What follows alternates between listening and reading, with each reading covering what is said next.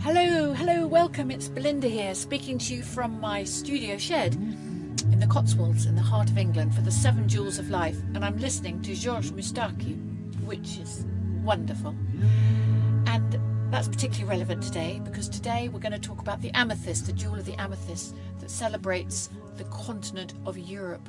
So it's a day where I just always turn on my Georges Moustaki or music from around Europe because it's a day to celebrate the culture, music, food and wisdom of that continent. So on my world map here, that's the area today. So every day, each of the 7 continents is celebrated. But today, Sunday, is the turn of Europe. And the colour purple. I'm wearing purple, and here is the amethyst jewel.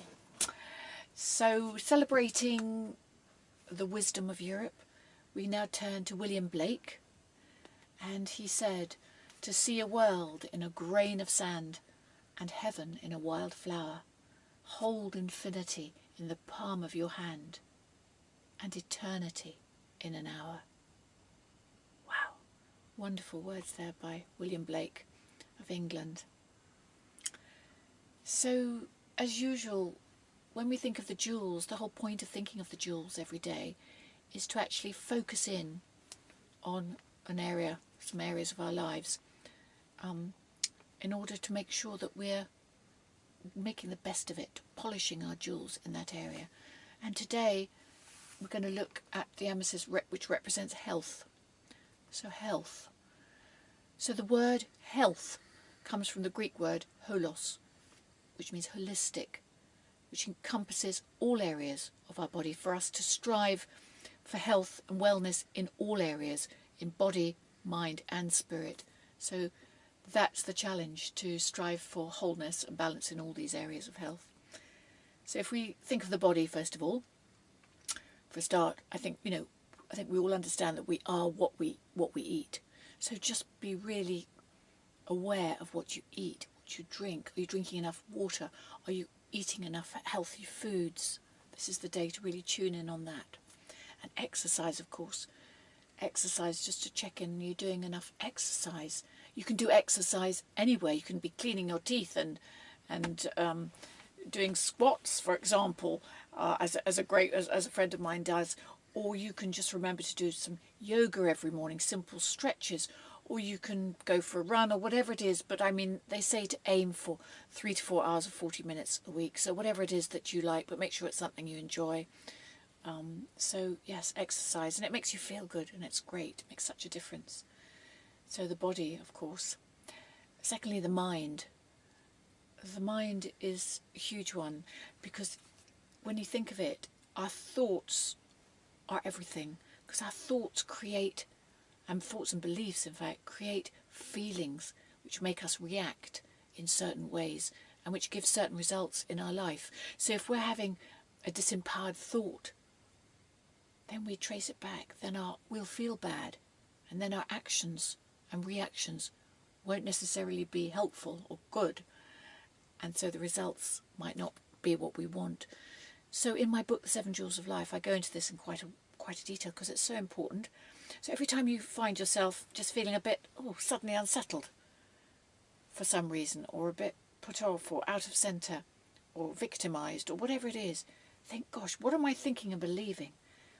And write it down in your book of sad thoughts, as opposed to your book of wonderful thoughts. Get yourself a couple of little books if you can next time you're out. And write that sentence down, and then look at it and question it. And who'd you be without that thought? You'd feel completely different. So just become your own detective. And so thoughts are hugely important. And then spirit. Of course, I love the quote. I can't remember, somebody who said, "We are spiritual beings having a part-time physical experience rather than physical beings having a part-time spiritual experience." And I think that's so eye-opening and amazing and true. But we're not taught that. Obviously at school we're taught history, geography, stats, everything else, but we're not taught about this quiet place within where we can really feel this peace that we long for. And in the book again I talk about when I feel triggered or off centre, I stop in that moment and I call it SBS, stop. breathe and step into another place deep within, where without all your worries you meet another part of yourself, who you are in your essence, which is true peace.